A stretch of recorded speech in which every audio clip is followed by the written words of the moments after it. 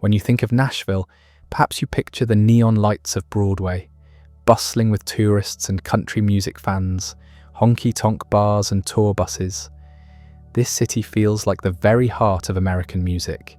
And indeed, Nashville has earned its nickname as Music City, drawing millions of visitors each year who come to experience the sound that shaped a nation.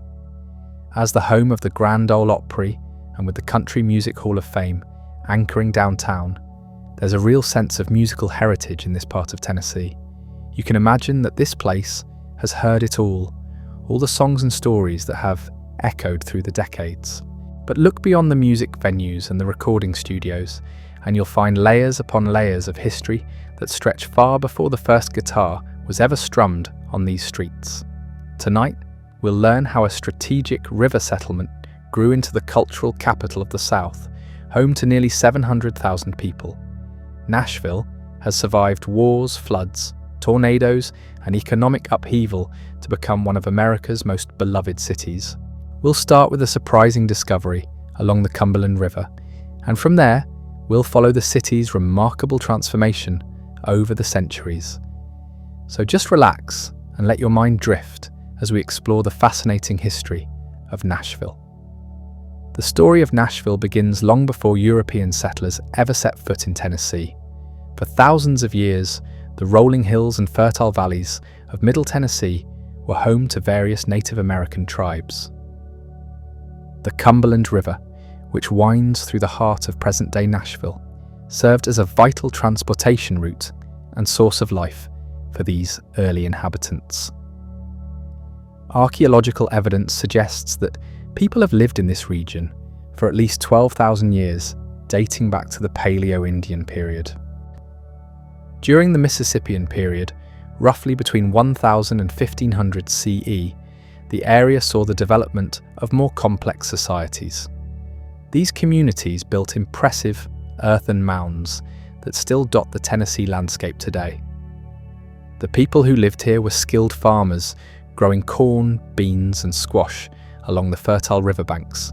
They also hunted deer, elk, and buffalo that roamed the vast forests and grasslands of the region. By the time European explorers began venturing into Tennessee in the late 17th century, several Native American groups called this area home. The Cherokee controlled much of eastern Tennessee, while the Chickasaw held sway over western portions of the state. The area that would become Nashville sat in a contested zone, claimed by multiple tribes but not permanently occupied by any single group. This made it both a neutral hunting ground and a potential flashpoint for conflict.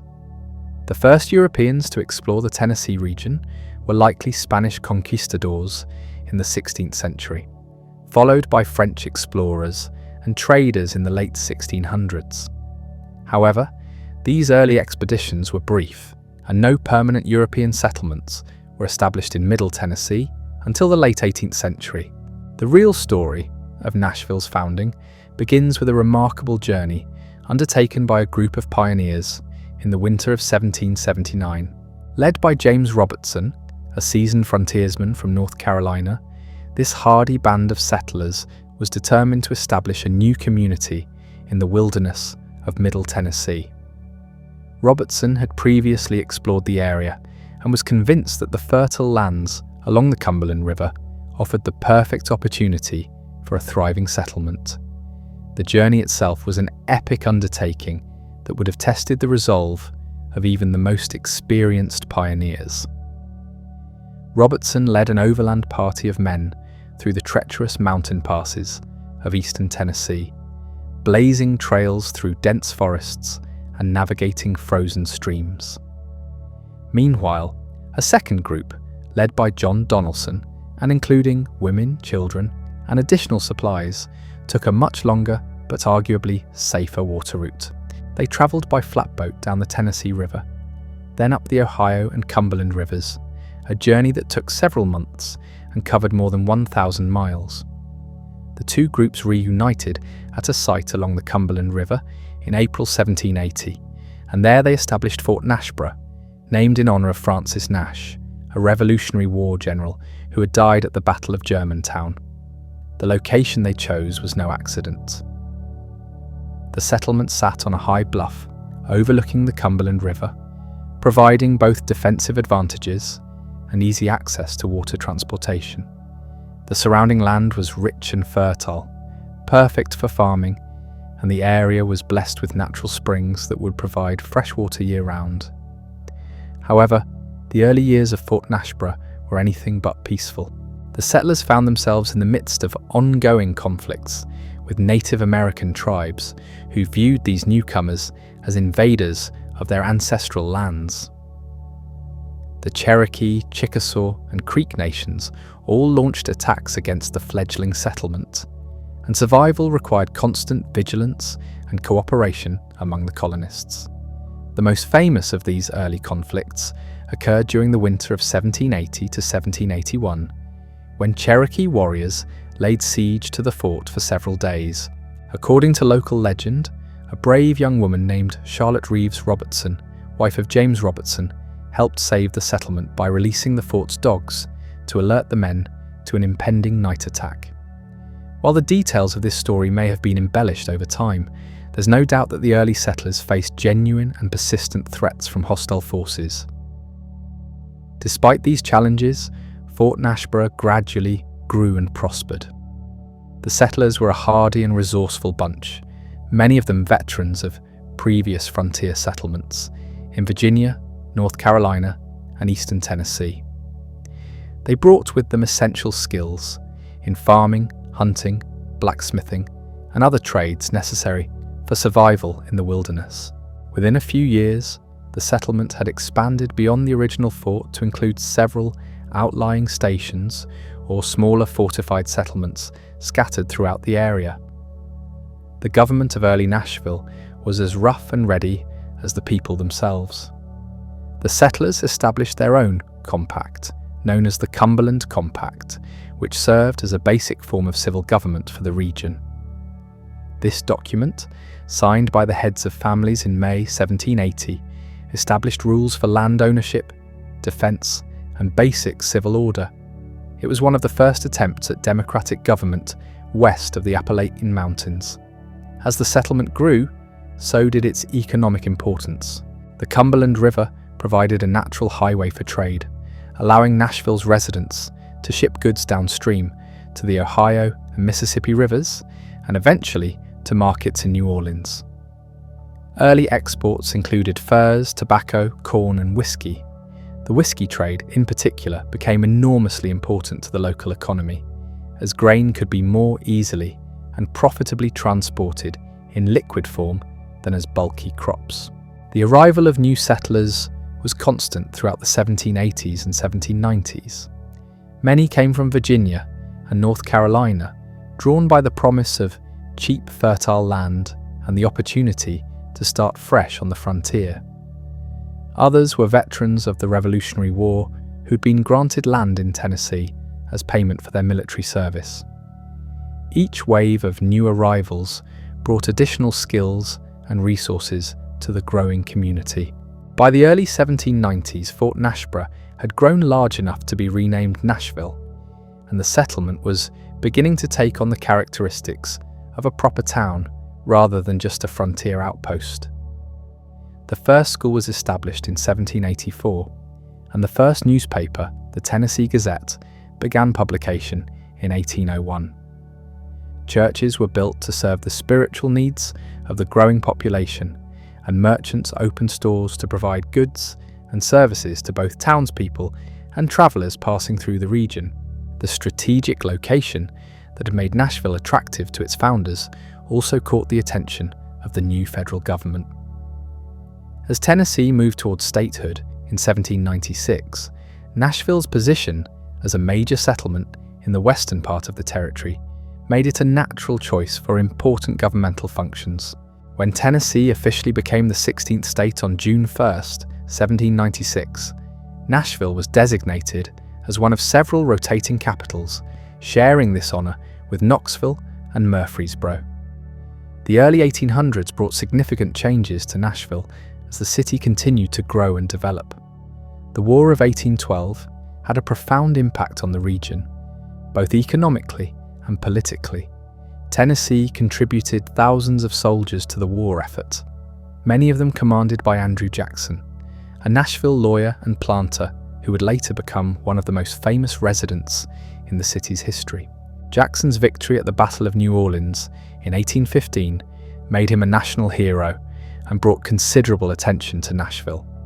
His plantation, the Hermitage, became a showplace just outside the city, and Jackson's political career eventually took him all the way to the White House.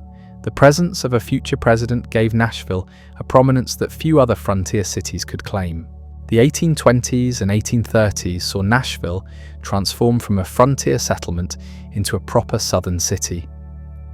The Cumberland River remained the lifeline of commerce, with steamboats regularly plying the waters between Nashville and downstream markets. The city became a major center for the cotton trade, as planters throughout Middle Tennessee brought their crops to Nashville's warehouses and docks for shipment to markets in New Orleans and beyond.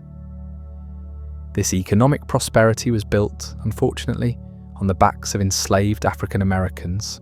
Like much of the antebellum South, Nashville's economy was deeply dependent on slave labor. By 1860, nearly 1/3 of Davidson County's population was enslaved, working on plantations, in households, and in the city's growing industrial enterprises. The wealth generated by this forced labor allowed Nashville's elite to build grand mansions, support cultural institutions, and transform their city into what many called the Athens of the South. The nickname was not entirely hyperbole. Nashville in the mid-19th century was indeed becoming a center of learning and culture. Several colleges and universities were established in and around the city, including the University of Nashville, which was founded in 1806. The city attracted scholars, writers, and artists who contributed to a growing reputation for intellectual achievement that would later complement its musical fame. The cultural renaissance taking place in Nashville during the antebellum period was remarkable for a city that had been carved from wilderness just decades earlier. The Tennessee state capitol, designed by renowned architect William Strickland, began construction in 1845 and would become one of the finest examples of Greek Revival architecture in the South. Strickland, who had also designed the Philadelphia Mint and the Second Bank of the United States, brought his considerable talents to bear on creating a building that would reflect Nashville's growing importance and sophistication. The Capitol building project was ambitious beyond anything the city had previously attempted. Constructed from Tennessee limestone, quarried just outside the city, the building would take 14 years to complete. Strickland himself died during construction and was entombed within the building's walls. Such was his dedication to the project. The finished structure, with its imposing columns and commanding dome, stood as a symbol of Tennessee's prosperity and Nashville's emergence as a major American city. Education continued to flourish during this period, cementing Nashville's reputation as an intellectual center. Vanderbilt University, founded in 1873, through the generosity of shipping and railroad magnate Cornelius Vanderbilt, would become one of the most prestigious institutions in the South. The university's establishment reflected the city's post-Civil War commitment to rebuilding and moving forward. Though that story would come later, the 1850s brought unprecedented growth to Nashville as railroad construction connected the city to markets across the South and beyond. The Louisville and Nashville Railroad, completed in 1859, created a direct link between Nashville and the Ohio River, dramatically reducing travel time and shipping costs. The Nashville and Chattanooga Railroad connected the city to the vital rail hub of Chattanooga, and from there to markets in Georgia and the Carolinas. These rail connections transformed Nashville from a river town dependent on seasonal water levels into a year-round transportation hub. The economic boom of the 1850s attracted new residents from across the country and even from Europe. German and Irish immigrants arrived in significant numbers, adding their skills and cultures to the city's growing diversity. The German community, in particular, established successful breweries, bakeries, and other businesses that would serve the city for generations. Many of these immigrants settled in neighbourhoods that retained distinct ethnic characteristics well into the 20th century. Despite this prosperity and growth, tensions were building beneath the surface of Nashville society. The question of slavery, which had been largely unexamined during the city's early decades, was becoming increasingly contentious as national politics polarized over the issue.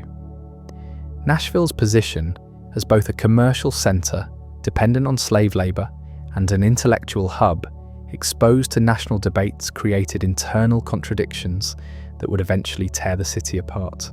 The election of Abraham Lincoln in 1860 brought these tensions to a head. Tennessee, like other border states, found itself caught between competing loyalties. Nashville's business community had strong ties to both northern markets and southern plantation agriculture. Many of the city's leaders hoped to find a middle ground that would preserve the Union while protecting their economic interests. However, compromise proved impossible. When South Carolina seceded from the Union in December 1860, followed by other Deep South states, Tennessee faced an agonizing decision. The state's first secession convention, held in February 1861, voted against leaving the Union, but the attack on Fort Sumter and Lincoln's call for troops to suppress the rebellion changed everything. On June 8, 1861, Tennessee officially seceded from the United States and joined the Confederate States of America. The vote was not unanimous, however, and significant portions of the state, particularly in East Tennessee, remained loyal to the Union. Nashville itself was deeply divided, with many residents having family and business connections in both the North and South. The decision to join the Confederacy would prove catastrophic for Nashville. The city's strategic location, which had been such an advantage during peacetime, now made it a prime military target. The same rivers and railroads that had brought prosperity would soon bring armies. The war came to Nashville sooner than most residents expected. In February 1862, less than 8 months after Tennessee's secession, Union forces under General Ulysses S. Grant captured Fort Henry on the Tennessee River and Fort Donelson on the Cumberland River. These victories opened the water routes to Nashville and made the city's position untenable for Confederate forces. Confederate General Albert Sidney Johnston, recognizing that Nashville could not be defended without the river forts, ordered the evacuation of the city. On February 23, 1862, the last Confederate troops left Nashville, and 3 days later, Union gunboats appeared on the Cumberland River. Nashville became the first Confederate state capital to fall to Union forces, a humiliating blow to Southern morale.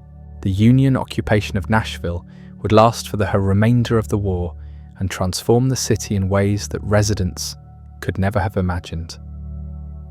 Military Governor Andrew Johnson, a Tennessee Democrat who had remained loyal to the Union, was appointed to govern the state from Nashville. Johnson's administration was harsh and uncompromising, viewing Tennessee's secession as treason that demanded punishment. The war years brought unprecedented change to daily life in Nashville. The city became a massive military depot, with Union soldiers and supplies flowing through constantly. The population swelled as the army brought in workers, teamsters, and support personnel. Camps and temporary buildings sprang up throughout the city, housing thousands of soldiers and refugees. For Nashville's civilian population, the war years were a time of hardship and uncertainty. Many prominent Confederate sympathizers fled the city, leaving behind homes and businesses that were often confiscated by military authorities. Those who remained faced loyalty oaths, restrictions on movement, and the constant presence of occupying forces. Perhaps no group experienced more dramatic change during the war years than Nashville's enslaved population. As Union forces occupied the city, thousands of enslaved people from across Middle Tennessee fled to Nashville, seeking freedom behind Union lines. The Army established contraband camps to house these refugees, though conditions were often harsh and resources inadequate. The Emancipation Proclamation, issued by President Lincoln in January 1863, officially freed slaves in rebelling states, though Tennessee's ambiguous status complicated its application. Nevertheless, the practical effect was clear. Slavery was ending in Nashville, and thousands of formerly enslaved people were beginning new lives as free men and women. The transformation was not without conflict. Many white residents, even those who had remained loyal to the Union, were uncomfortable with the rapid changes taking place in their society. Tensions between Union soldiers, freed slaves, and white civilians sometimes erupted into violence, requiring constant vigilance by military authorities. Economic life in wartime Nashville was equally transformed. Traditional agriculture and commerce were disrupted by military operations, but new opportunities arose serving the needs of the occupying army. Some entrepreneurs made fortunes supplying food, clothing, and equipment to Union forces, while others saw their businesses destroyed by the chaos of war. The city's infrastructure suffered considerably during the conflict.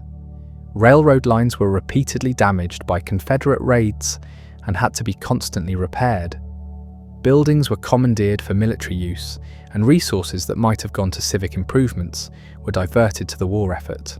Despite these challenges, or perhaps because of them, Nashville during the Civil War became a crucible of change that would reshape the city for decades to come.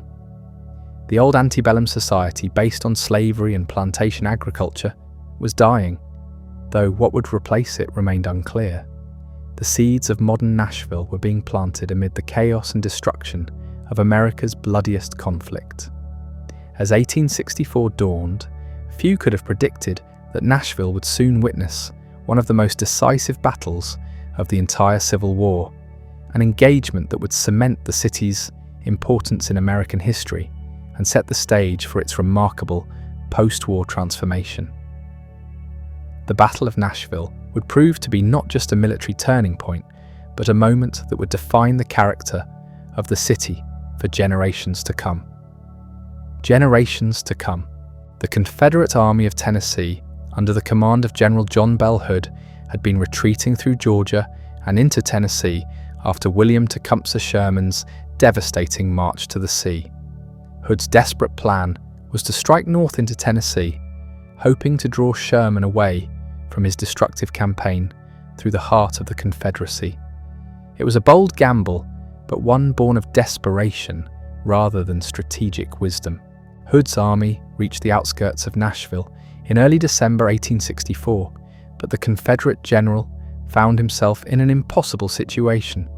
His forces were outnumbered, undersupplied, and facing the onset of a brutal Tennessee winter. The Union Army of the Cumberland, commanded by General George Thomas, had been reinforced and was well positioned behind strong defensive works surrounding the city. Thomas, known as the Rock of Chickamauga for his steadfast defense in an earlier battle, was methodical in his preparations. He waited for reinforcements and favorable conditions, while Hood's army slowly froze and starved in the Tennessee countryside. The delay frustrated officials in Washington, including President Lincoln and General Grant, who urged Thomas to attack immediately. The battle finally came on December 15, 1864, when Thomas launched a carefully coordinated assault against Hood's positions south of the city. The fighting was fierce but decisive. Union forces, including regiments of United States colored troops, fighting with particular valor, systematically dismantled Hood's defensive line. The Confederate army, already weakened by months of hard campaigning, began to crumble under the relentless pressure. The second day of battle, December 16th, proved even more catastrophic for the Confederates. Thomas pressed his advantage, and Hood's army collapsed in complete disorder. The retreat became a rout, with Confederate soldiers abandoning equipment and fleeing southward in panic. The Army of Tennessee, once one of the Confederacy's premier fighting forces, effectively ceased to exist as an organized military unit. The Battle of Nashville was one of the most complete victories of the entire Civil War. Hood's army was virtually destroyed, removing the last significant Confederate threat to Tennessee and the broader Union war effort. For Nashville itself, the victory marked the definitive end of any Confederate hopes of recapturing the city and restored confidence in the Union cause throughout the region. The aftermath of the battle brought both celebration and reflection to Nashville's residents. The city had proven its strategic importance once again, but at tremendous cost. The war had transformed Nashville from a prosperous antebellum city into a battle-scarred military depot. Buildings bore the marks of military occupation, infrastructure was damaged, and the social order had been completely overturned. Yet even as the guns fell silent, the seeds of Nashville's future were already taking root. The city's experience during the war had demonstrated its resilience and adaptability. The transportation networks that had made Nashville a military prize would soon make it an economic powerhouse in the post-war South. The diverse population that had gathered in wartime Nashville, including thousands of freed slaves seeking new opportunities, would contribute to a more dynamic and complex society. The end of the Civil War in April 1865 brought new challenges and opportunities to Nashville. The assassination of President Lincoln elevated Andrew Johnson, Nashville's military governor, to the presidency, giving the city an unexpected connection to the highest levels of national power. However, Johnson's presidency would prove tumultuous, and his harsh approach to Reconstruction would create lasting controversies. For Nashville's African American population, the end of slavery represented both liberation and uncertainty. Thousands of formerly enslaved people had found refuge in the city during the war, and many chose to remain as free citizens. They established churches, schools, and businesses, creating vibrant communities that would become integral parts of Nashville's identity. Fisk University, founded in 1866 to educate freed slaves, would become one of the premier historically black colleges in the nation. The Fisk Jubilee Singers, formed at the university in 1871, would play an unexpected role in Nashville's cultural development. Their tours of the United States and Europe, performing spirituals and other African American musical traditions, brought international attention to Nashville as a center of musical excellence. While the city's reputation as Music City would not be fully established for decades to come, these early musical ambassadors planted the seeds of that future fame. Reconstruction in Nashville, as throughout the South, was a period of both progress and conflict. The city's economy gradually recovered from the war, aided by its intact transportation infrastructure and strategic location.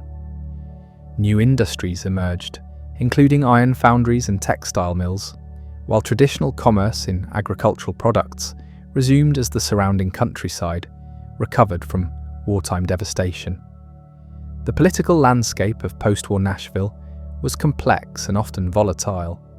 The Republican Party, supported by African American voters and white Unionists, initially dominated local politics. However, as federal oversight diminished during the 1870s, conservative Democrats began to reassert control through a combination of legal maneuvering and intimidation tactics. The end of Reconstruction in 1877 marked a turning point for Nashville and the entire South. Federal troops were withdrawn, and the protection they had provided to African American rights gradually eroded.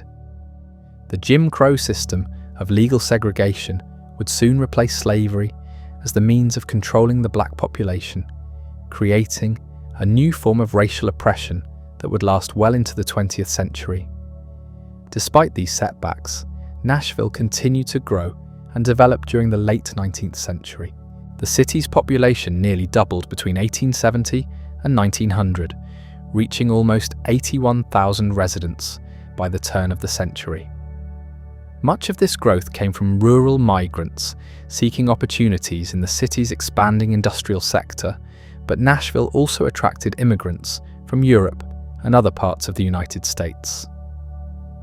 The 1880s and 1890s saw significant infrastructure improvements that would shape Nashville's development for decades to come. Electric streetcar lines connected previously isolated neighborhoods, allowing the city to spread beyond its original boundaries along the Cumberland River. The construction of Union Station in 1900 created a magnificent railroad terminal that served as a gateway to the city and a symbol of its growing importance. Nashville's cultural institutions continued to flourish during this period. The establishment of Peabody College in 1875 added another prestigious educational institution to the city's growing reputation as an intellectual center. The Tennessee Centennial Exposition of 1897 brought national attention to Nashville and left behind a permanent reminder of the city's ambitions in the form of the Parthenon, a full-scale replica of the ancient Greek temple that still stands in Centennial Park today. The construction of the Parthenon reflected Nashville's continuing identification with classical learning and culture. The building housed an art museum and served as a symbol of the city's intellectual aspirations. While some visitors found the structure incongruous in the American South, it became a beloved landmark that reinforced Nashville's nickname as the Athens of the South. As the 19th century drew to a close, Nashville stood poised for even greater growth and transformation. The city had survived the trauma of civil war and emerged stronger and more diverse than ever before. Its strategic location continued to attract commerce and industry, while its educational and cultural institutions drew visitors and residents from across the nation. The transportation networks that had made Nashville a military prize during the Civil War now facilitated peaceful commerce and communication.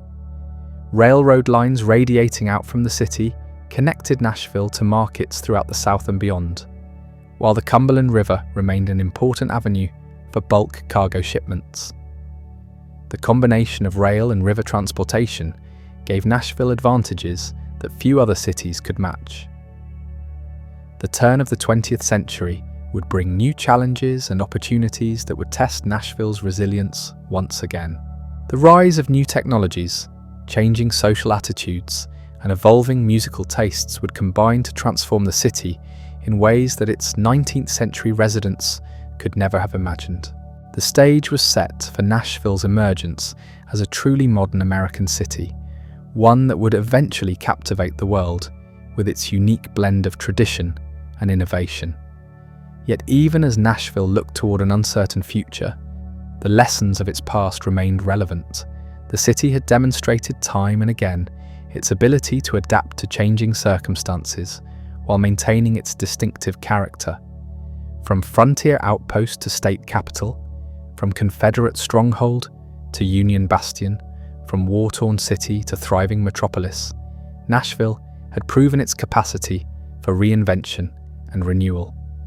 These qualities would serve the city well as it faced the challenges and opportunities of a new century. The dawn of the 20th century brought transformations to Nashville that would have seemed impossible just decades earlier. The city that had once echoed with the sounds of wagon wheels on dirt roads now hummed with electric streetcars and the distant whistle of steam locomotives. By 1900, Nashville had evolved into a bustling regional centre, but the changes coming in the new century would dwarf anything the city had previously experienced. The arrival of electric lighting in the 1880s had already begun to change the rhythm of daily life in Nashville.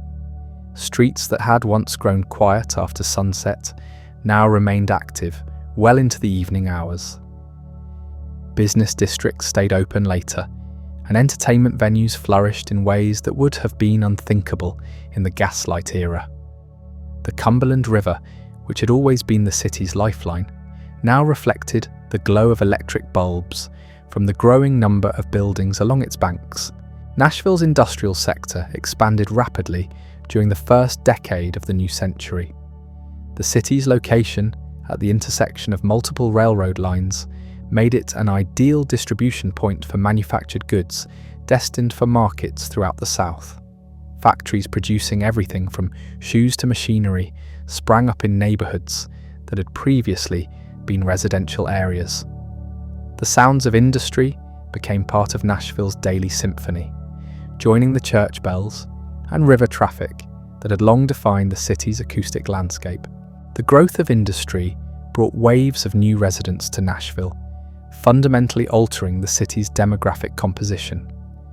Rural families from across Middle Tennessee moved to the city seeking steady wages and modern conveniences. African American families, many of them descendants of people who had found freedom in Nashville during the Civil War, established thriving communities despite the constraints of Jim Crow segregation. European immigrants, particularly Germans and Irish, continued to arrive, adding their traditions and skills to Nashville's expanding cultural mosaic. These demographic changes created both opportunities and tensions within the city. The established white elite, many of whom traced their families back to Nashville's founding, sometimes struggled to adapt to a more diverse and dynamic urban environment. Working-class neighborhoods developed their own distinct identities, often centered around particular industries or ethnic communities. The city was becoming more complex and cosmopolitan, though these changes did not always proceed smoothly. Nashville's educational institutions continued to play a crucial role in shaping the city's character during this period. Vanderbilt University attracted students and faculty from across the nation, bringing new ideas and perspectives to the city. The medical school, in particular, gained a reputation for excellence that drew aspiring doctors from throughout the South. Fisk University remained a beacon of hope for African American students, despite the increasing restrictions of segregation. The relationship between Nashville's white and black communities during the early 20th century was complex and often contradictory. While legal segregation limited opportunities for African Americans, the city's black community developed a remarkable array of institutions and businesses. Churches served not only as places of worship, but as centers of education and social organization. Black-owned businesses flourished along Jefferson Street and other areas, creating an economic foundation that would prove crucial in later struggles for civil rights. Music was becoming an increasingly important part of Nashville's identity during this period, though the city's eventual fame as Music City was still decades away. The influence of Fisk University's Jubilee singers had introduced the world to Nashville's musical potential, but other forms of music were also taking root in the city. Gospel traditions flourished in African American churches, while country and folk music traditions were preserved and evolved in the rural communities surrounding Nashville. The early 1900s also saw significant improvements to Nashville's physical infrastructure. The construction of new bridges across the Cumberland River connected previously isolated areas and facilitated the city's continued expansion. Street paving projects gradually replaced the muddy roads that had plagued residents during wet weather. A modern water system brought clean drinking water to most neighborhoods, dramatically improving public health. The establishment of parks and recreational facilities during this period reflected Nashville's growing prosperity and civic pride. Centennial Park, created for the 1897 Exposition, became a beloved gathering place for families and a venue for outdoor concerts and festivals. The park's Parthenon replica attracted visitors from across the region, reinforcing Nashville's reputation as a center of culture and learning. Nashville's newspapers played an increasingly important role in shaping public opinion and civic life during the early 20th century. The Tennessean and the Banner competed for readership while covering local politics, business developments, and social issues. These publications helped create a sense of shared civic identity among Nashville's diverse population, even as they sometimes reflected the racial and class divisions of the era. The Progressive era brought new reform movements to Nashville, as it did to cities across America. Women's organizations advocated for social improvements, education reform, and eventually women's suffrage. Temperance movements gained strength, leading to heated debates about alcohol regulation that would culminate in prohibition. Public health advocates pushed for sanitation improvements and disease prevention measures that would benefit all residents. World War I marked another turning point in Nashville's development. The city's industrial capacity was mobilized for the war effort, producing everything from uniforms to ammunition. Camp Sevier, established near Nashville, brought thousands of soldiers to the area for training, creating a boom in local businesses and services. The war also accelerated social changes as women entered the workforce in unprecedented numbers, and African American families migrated to Nashville, seeking employment in defense industries. The post-war period of the 1920s brought both prosperity and challenge to Nashville. The economic boom of the decade fueled construction projects throughout the city, including new office buildings, hotels, and residential developments. Automobile ownership expanded rapidly, requiring new roads and parking facilities, while gradually reducing dependence on streetcar systems. The rise of radio during the 1920s would prove transformative for Nashville, though few residents recognized its significance at the time. Local radio stations began broadcasting music programs that featured both established and emerging artists. These early broadcasts laid the groundwork for what would eventually become Nashville's dominance in country music. Though that story was still unfolding, cultural tensions of the 1920s were reflected in Nashville as they were throughout America. The clash between traditional values and modern lifestyles played out in debates over everything from prohibition enforcement to appropriate dress and behavior for young people. The resurgence of the Ku Klux Klan during this period brought additional racial tension to the city, though Nashville's black community continued to build strong institutions despite these challenges. The stock market crash of 1929 and the subsequent Great Depression hit Nashville hard, as they did cities across America. Banks failed, businesses closed, and unemployment soared throughout the region. The city's dependence on agriculture and manufacturing made it particularly vulnerable to economic downturns. Families that had achieved middle-class status during the prosperity of the 1920s found themselves struggling to meet basic needs. However, Nashville's experience during the Depression also demonstrated the city's resilience and adaptability. New Deal programs provided employment for thousands of residents while funding important infrastructure projects.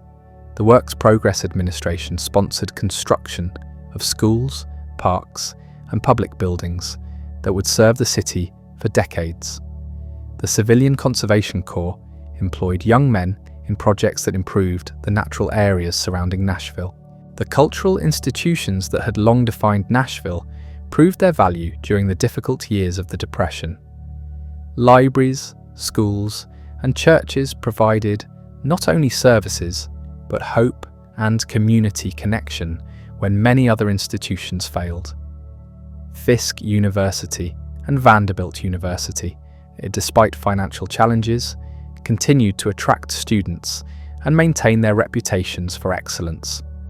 Music continued to evolve and develop in Nashville during the 1930s, though the city's emergence as a recording centre was still in the future.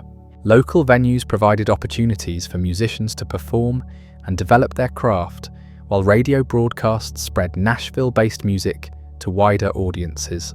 The seeds of the city's musical destiny were being planted, even as residents focused on more immediate concerns of economic survival and recovery.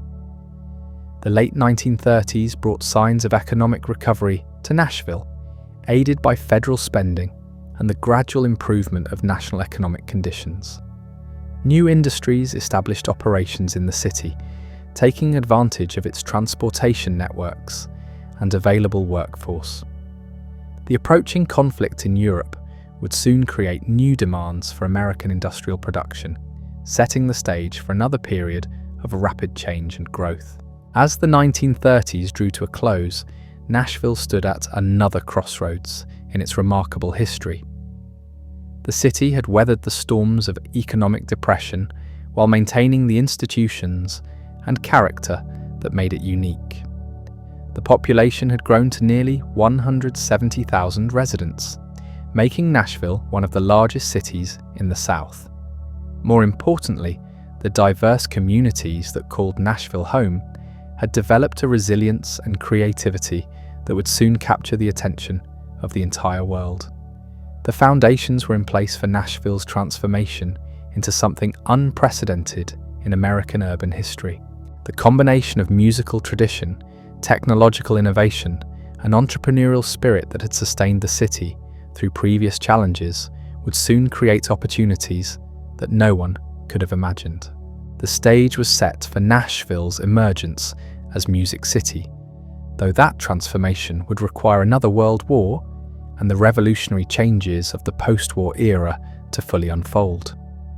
Yet even as Nashville prepared for an uncertain future, the patterns established over more than a century and a half remained constant.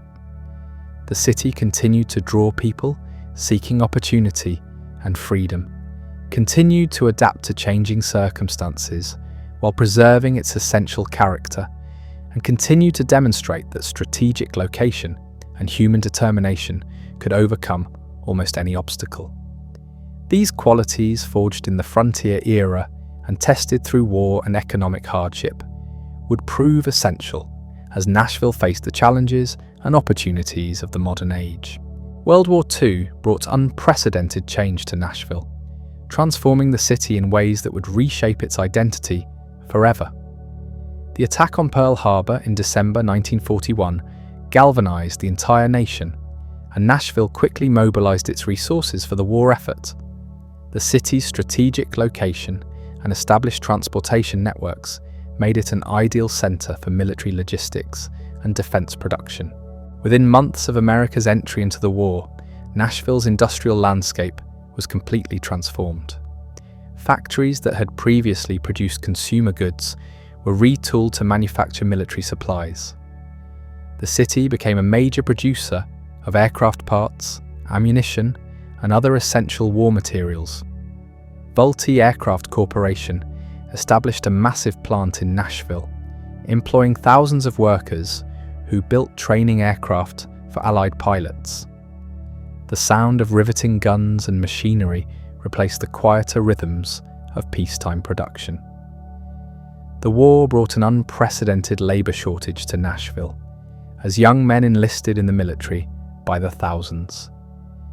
This crisis created opportunities for groups that had previously been excluded from many areas of employment.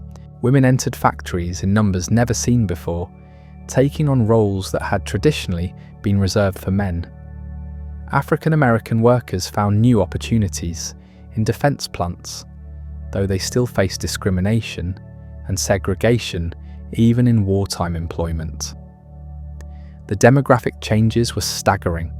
Nashville's population swelled as workers migrated to the city, seeking employment in defense industries.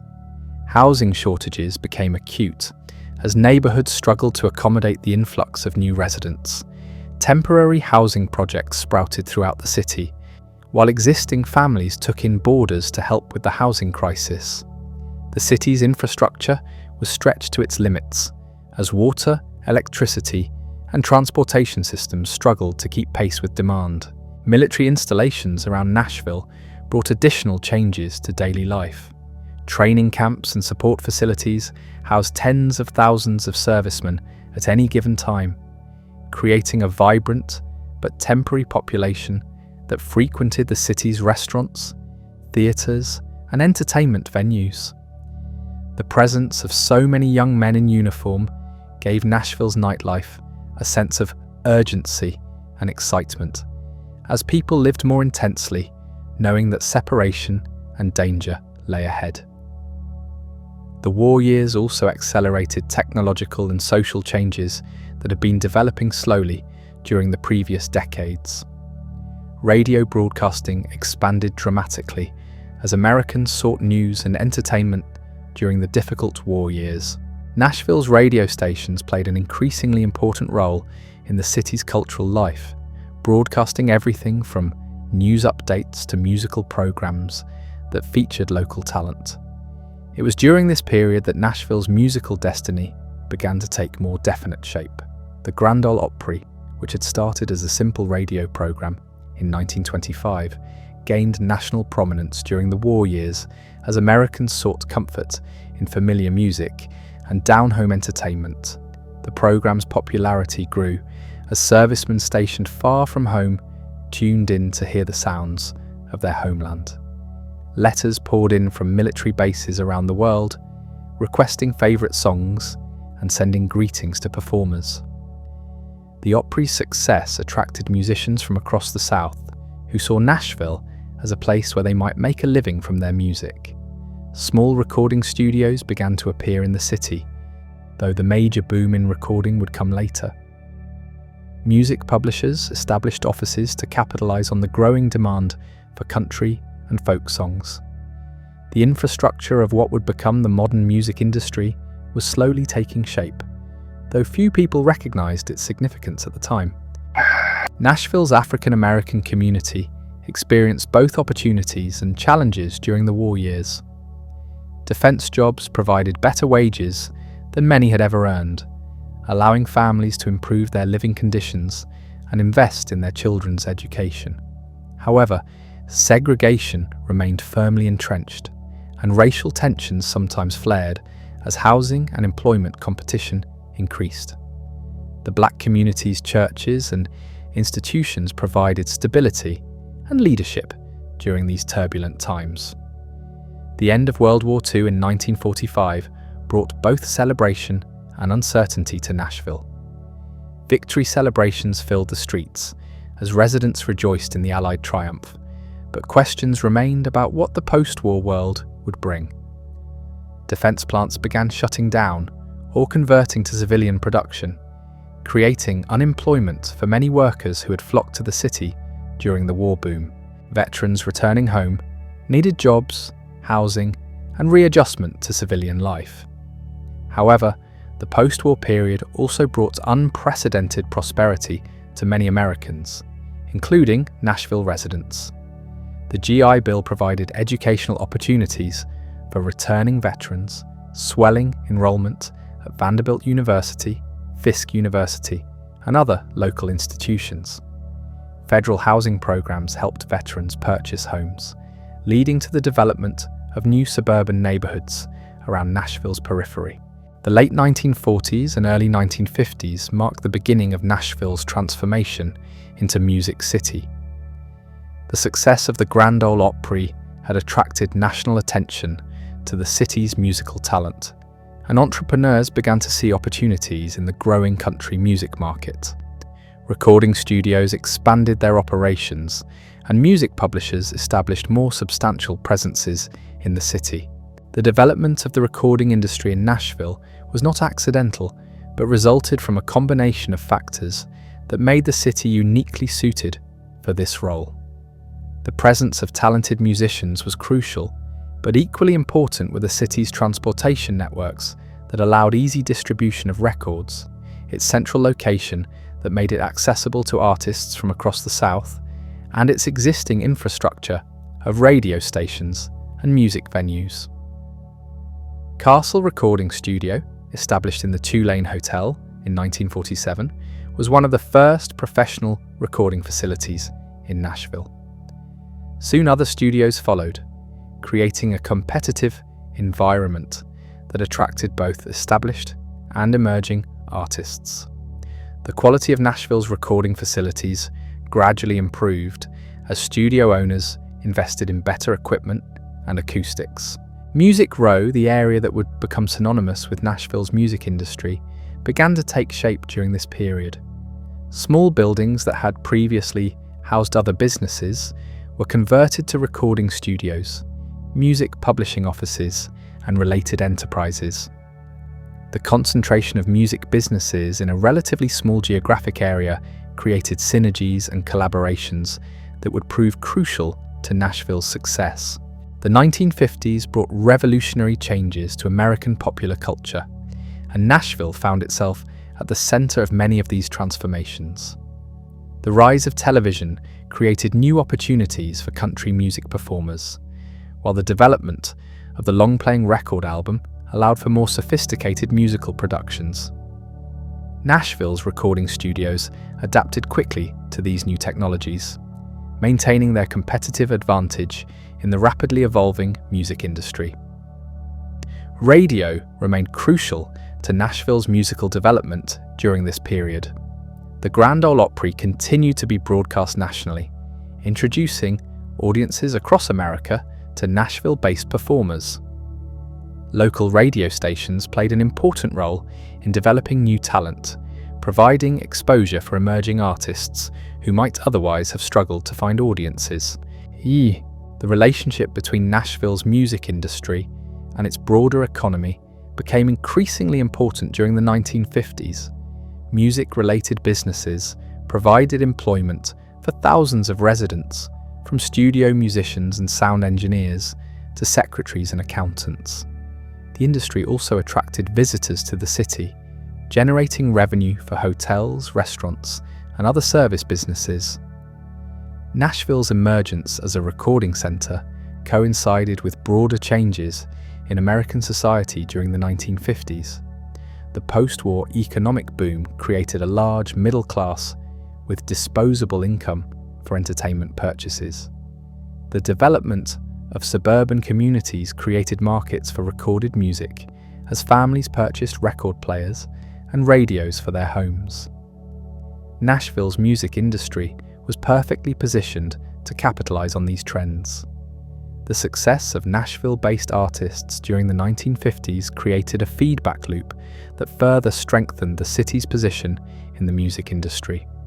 As more artists achieved commercial success after recording in Nashville, others were drawn to the city, hoping to replicate that success. This concentration of talent created a creative environment that was difficult to duplicate elsewhere. However, Nashville's transformation into Music City was not without challenges. Some longtime residents worried that the city's reputation as an intellectual and cultural center would be overshadowed by its association with country music, which was sometimes dismissed by critics as unsophisticated.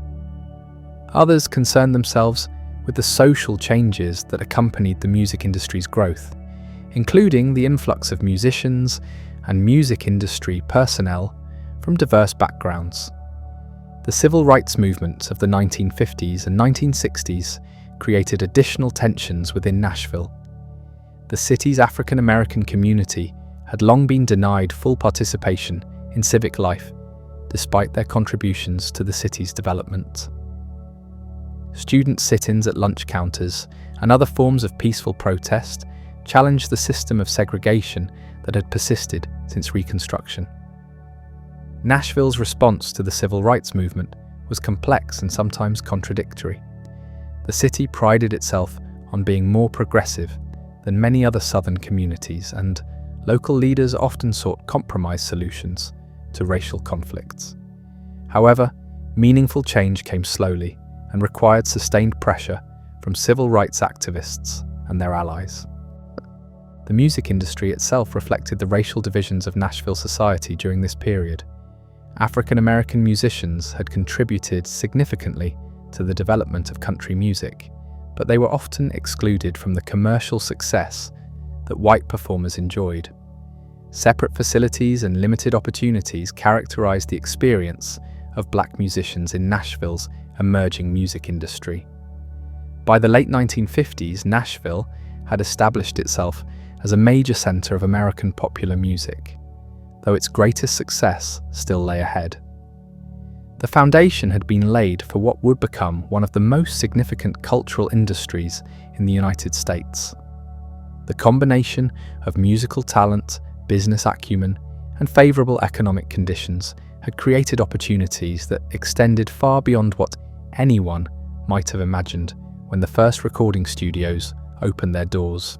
The transformation from a regional southern city to an international music capital represented one of the most remarkable chapters in Nashville's long history.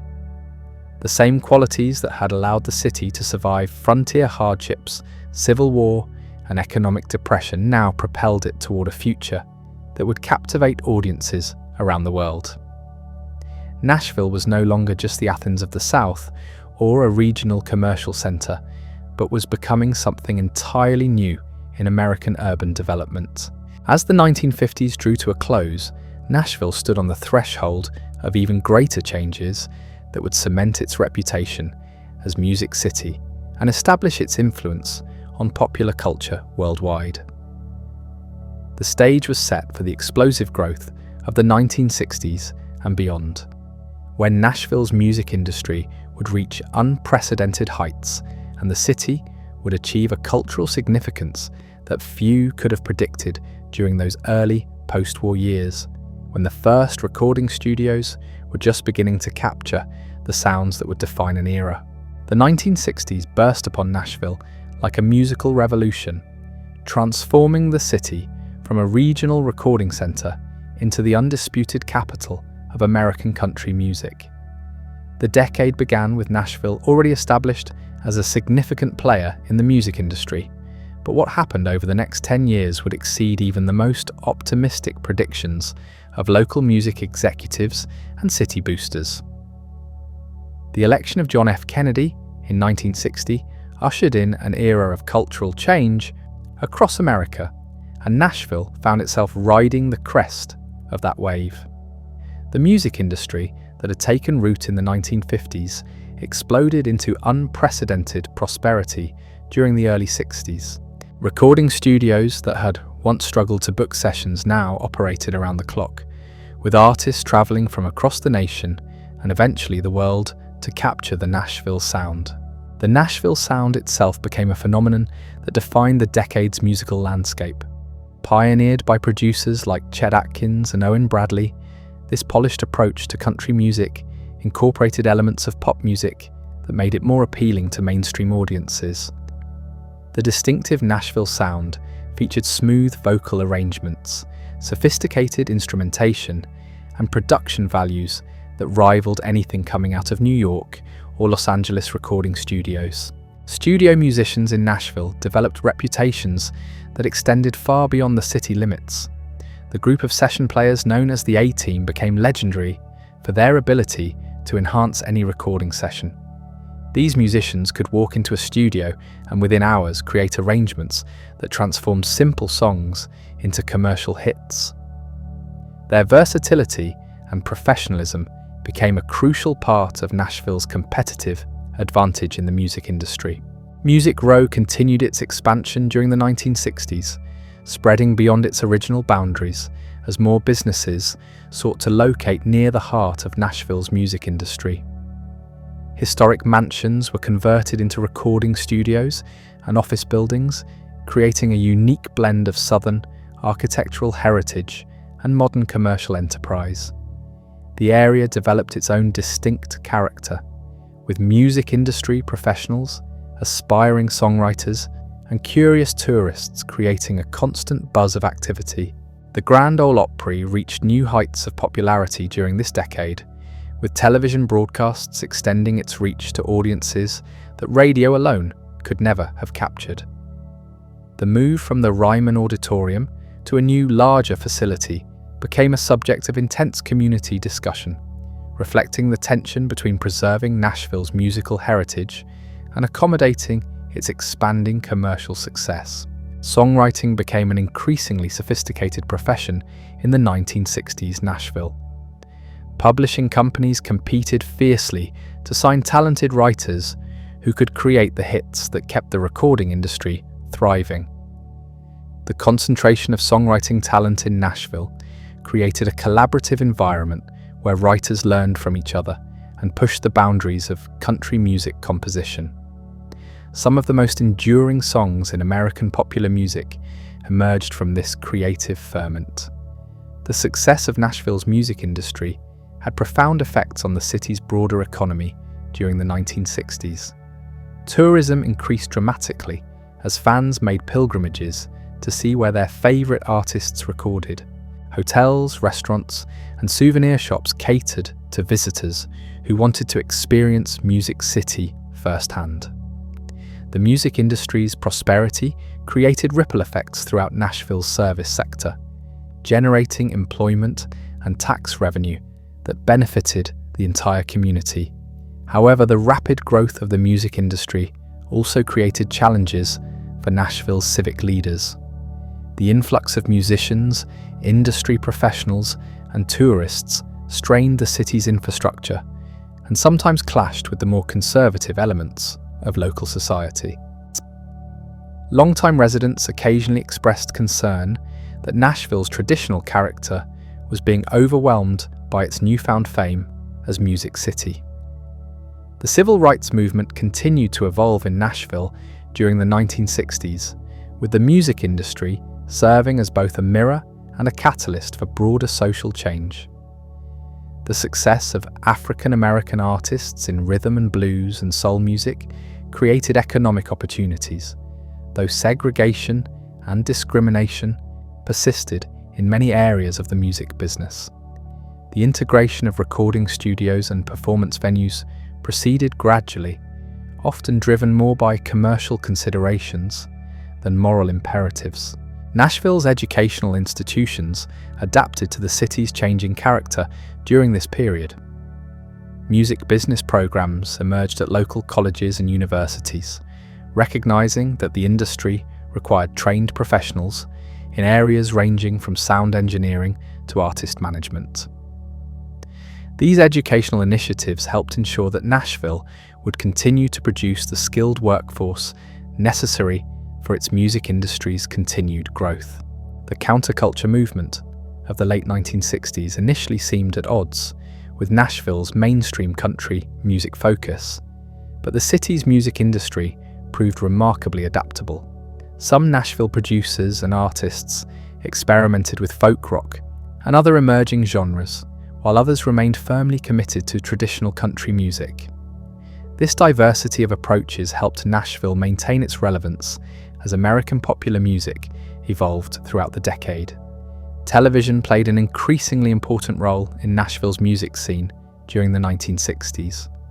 Variety shows featuring country music performers brought Nashville artists into American living rooms on a regular basis. Local television production increased as networks recognized the commercial potential of music programming originating from Music City. The visual element added by television created new opportunities for artists and new demands for production quality. The relationship between Nashville's music industry and the broader entertainment business became more complex during the 1960s. Hollywood discovered the commercial potential of country music, leading to collaborations between Nashville artists and major motion picture studios. These partnerships brought additional revenue to Nashville while extending the reach of country music to audiences that might never have encountered it otherwise. International recognition of Nashville's music industry grew significantly during the 1960s. Foreign artists began traveling to Nashville to record, recognizing the unique qualities that Music City offered. This international dimension added another layer to Nashville's cultural identity while creating new business opportunities for local studios and musicians. The decade also witnessed significant changes in the technology of music recording and production. Advances in multi-track recording, electronic instruments, and studio acoustics originated in Nashville, or were quickly adopted by the city's innovative producers and engineers. Nashville's willingness to embrace new technology helped maintain its competitive edge as other cities attempted to challenge its dominance in country music production.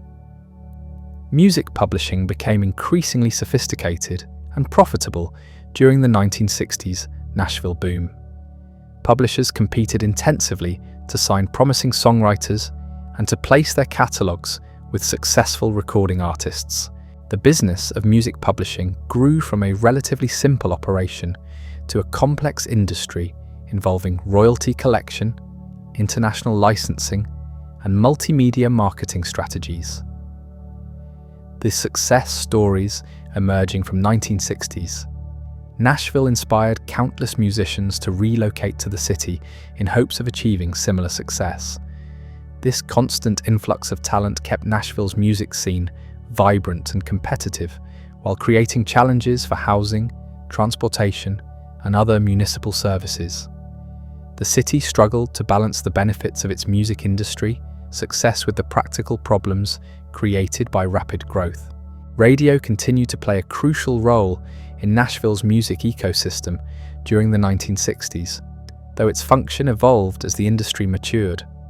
Local radio stations served as testing grounds for new releases while providing promotional support for Nashville-based artists. The symbiotic relationship between Nashville's recording industry and its radio stations created advantages that competing music centers found difficult to replicate. Record distribution became a major factor in Nashville's music industry success during this period.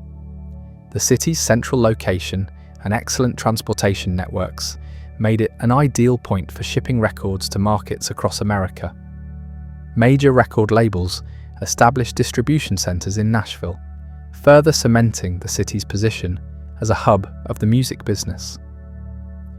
The development of music journalism and criticism focused on Nashville created new avenues for promoting the city's artists and industry. Trade publications devoted significant coverage to Nashville's music scene, while mainstream media outlets began to recognize country music as a legitimate and commercially significant art form. This media attention helped establish Nashville's reputation beyond its traditional geographic boundaries. By the end of the 1960s, Nashville had achieved something unprecedented in American urban development. The city had successfully transformed itself from a regional commercial center into an international cultural capital while maintaining its distinctive Southern character. The music industry that had emerged from humble beginnings in the late 1940s now employed thousands of people and generated millions of dollars in economic activity. The success of Music City during the 1960s created expectations and opportunities that would shape Nashville's development for decades to come. The infrastructure, talent pool, and business relationships established during this remarkable decade provided the foundation for even greater achievements in the years ahead. Nashville had not only survived another period of dramatic change, but had emerged stronger and more distinctive than ever before. As the turbulent decade drew to a close, Nashville stood as proof that American cities could reinvent themselves while honoring their heritage.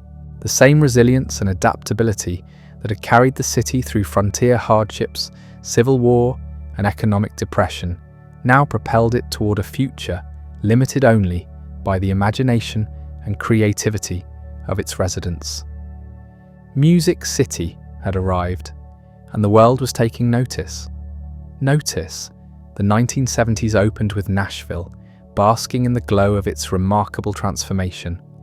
Yet the decade would bring challenges that tested the city's newfound identity in unexpected ways.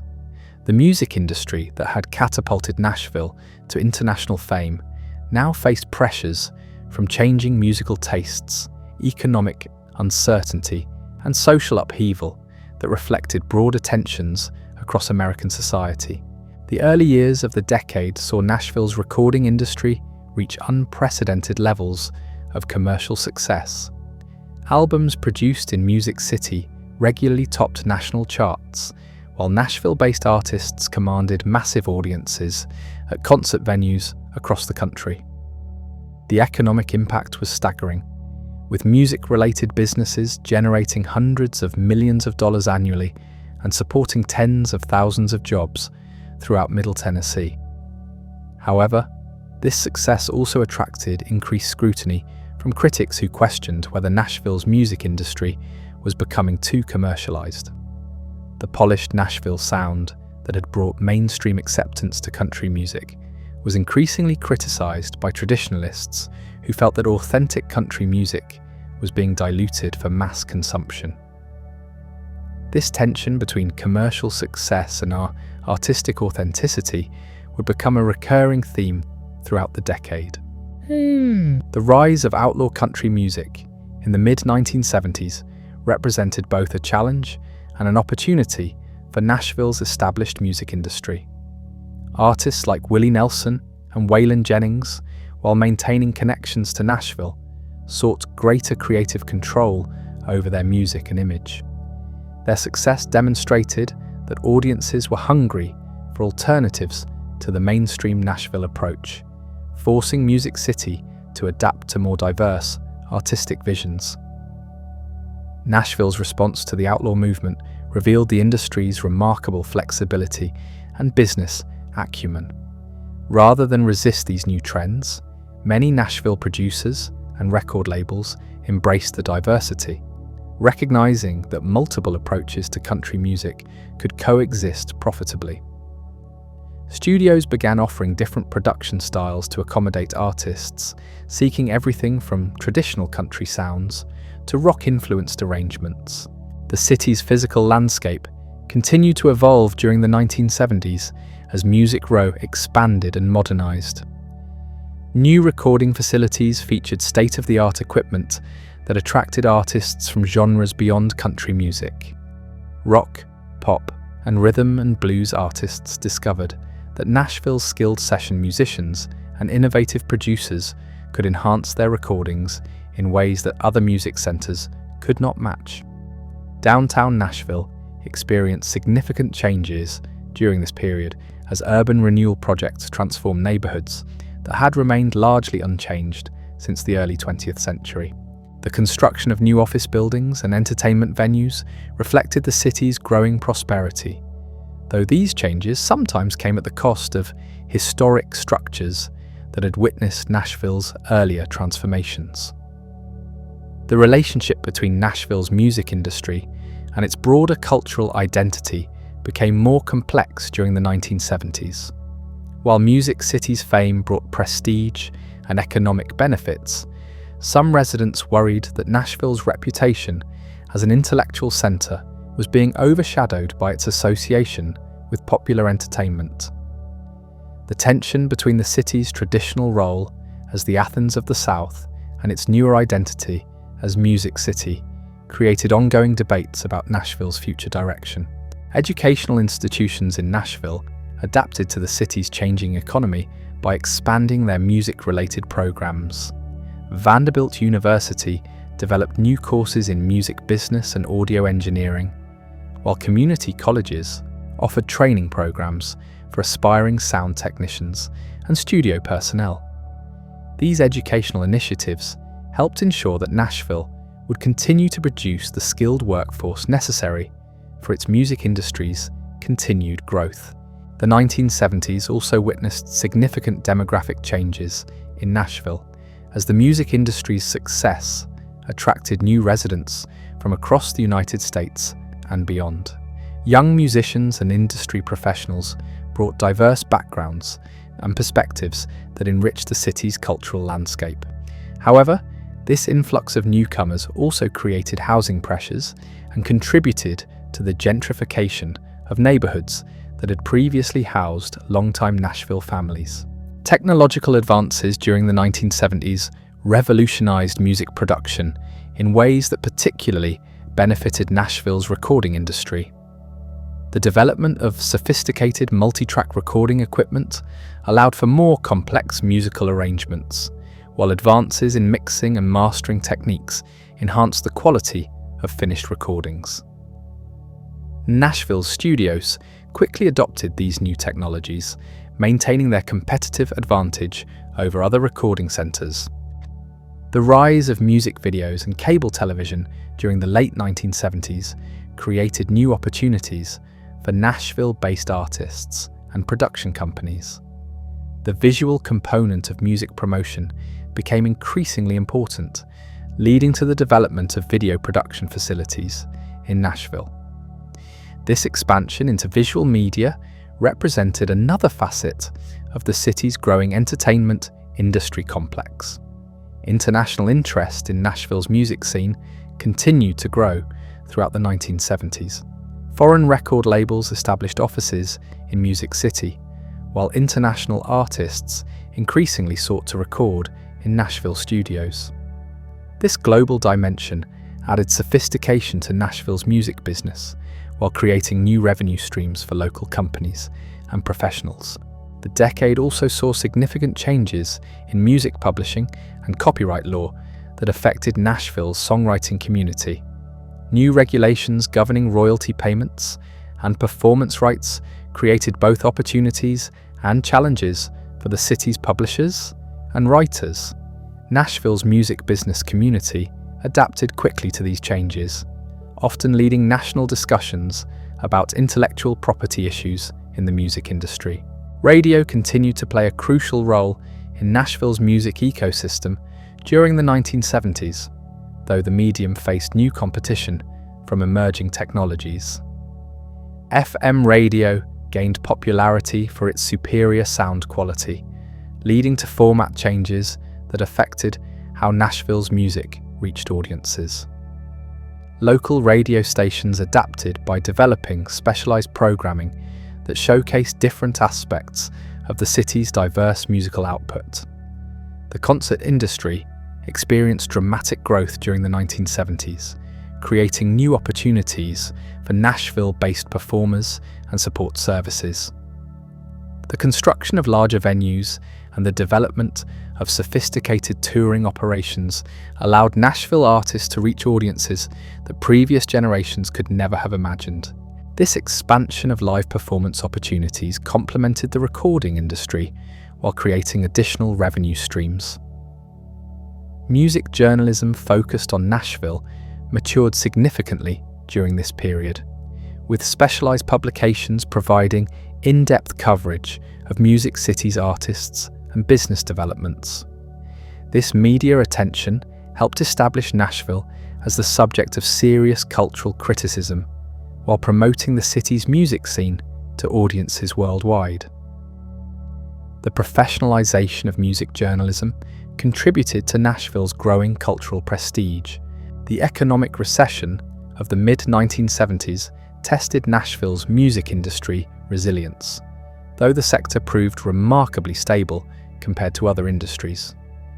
While record sales declined nationally, Nashville's diverse music business ecosystem provided some protection against economic downturns. The city's position as a music production center meant that it continued to generate revenue even when retail sales were sluggish. Environmental concerns began to influence Nashville's development during the 1970s as citizens became more aware of pollution and urban planning issues. The music industry, while generally clean compared to manufacturing, still generated noise and traffic that affected surrounding neighborhoods. City planners worked to balance the economic benefits of Music City's success with quality of life concerns for all residents. The integration of Nashville's music industry proceeded gradually during the 1970s, though significant barriers remained for African American artists and professionals. Some recording studios and music venues became more inclusive, while others maintained discriminatory practices that limited opportunities. The civil rights legacy of the 1960s continued to influence these changes, though progress was often frustratingly slow. Cultural festivals and music events proliferated in Nashville during the 1970s, celebrating both the city's musical heritage and its contemporary achievements. These events attracted tourists while providing performance opportunities for local artists. The festival culture that emerged during this period would become a permanent feature of Nashville's entertainment landscape.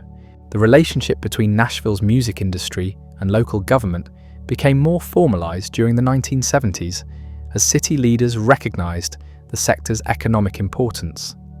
Tax policies and zoning regulations were adjusted to support music-related businesses, while promotional campaigns highlighted Nashville's musical assets to potential visitors and investors. This partnership between public and private sectors strengthened Music City's competitive position. As the decade progressed, Nashville's influence on American popular culture extended far beyond country music. The city's recording techniques, business practices, and artistic approaches were studied and emulated by music centers worldwide. Nashville had become not just a place where music was made, but a model for how creative industries could transform urban economies. The late 1970s brought new challenges as changing musical tastes and economic pressures forced Nashville's music industry to adapt once again. The rise of disco, punk rock, and other genres that seemed antithetical to Nashville's traditional strengths required creative responses from Music City's entrepreneurs and artists. The industry's ability to weather these challenges would determine Nashville's continued relevance in an increasingly diverse musical landscape. Youth culture and changing social attitudes during the 1970s created both opportunities and tensions within Nashville's music scene. Younger audiences sought authenticity and rebellion, qualities that sometimes conflicted with the polished professionalism that had become Nashville's trademark. The industry's response to these generational changes would shape its development for decades to come. The decade concluded with Nashville having successfully navigated another period of dramatic change while maintaining its position as America's country music capital. The challenges of the 1970s had forced the city's music industry to become more flexible, diverse, and responsive to changing market conditions. These adaptations positioned Nashville for even greater success in the decades ahead. Looking back, the 1970s represented a crucial maturation period for Music City. The industry that had emerged from humble beginnings in the late 1940s had evolved into a sophisticated entertainment complex capable of competing with New York and Los Angeles. Yet Nashville had accomplished this transformation while retaining the distinctive character and collaborative spirit that made it unique among American cities. The lessons learned during the turbulent 1970s would prove invaluable as Nashville faced the technological revolutions and global competition of the 1980s and beyond. The city had demonstrated once again its remarkable ability to adapt to changing circumstances while preserving the essential qualities that made it special. Music City was ready for whatever challenges and opportunities the future might bring. The 1980s dawned on a Nashville that seemed poised for even greater heights, yet the decade would challenge Music City in ways that no one could have anticipated. The economic optimism of the late 1970s carried into the new decade, but beneath the surface, fundamental shifts in technology, demographics, and musical taste were brewing that would force Nashville to reinvent itself once again. The early years of the 1980s witnessed an unprecedented boom in Nashville's music industry. Record sales reached new peaks as country music achieved mainstream acceptance that previous generations of Nashville artists could only have dreamed of. Major television networks began featuring country music programming regularly, while crossover hits dominated radio playlists from coast to coast. The economic impact was extraordinary, with music-related businesses pumping billions of dollars into the regional economy. However, this commercial success came with unexpected consequences. The very popularity that brought prosperity to Nashville also attracted increased competition from other cities seeking to capture portions of the lucrative music business. Los Angeles recording studios began actively courting country artists, while New York entertainment companies established Nashville offices to tap into the growing market. Music City found itself fighting to maintain its dominance in an industry it had essentially created. The technological revolution of the 1980s transformed music production in ways that particularly benefited Nashville's sophisticated recording infrastructure. Digital recording equipment allowed for unprecedented precision and flexibility in the studio, while advanced synthesizers and electronic instruments opened new creative possibilities. Nashville's studios quickly embraced these innovations, often leading the industry in adopting new technologies that enhanced their competitive advantages. Yet technology also created challenges that tested Nashville's traditional business models. The rise of music videos and MTV changed how artists promoted their work, requiring new skills and investments that some Nashville companies struggled to provide. The city's music industry had to rapidly develop video production capabilities while learning to navigate the visual demands of the new media landscape.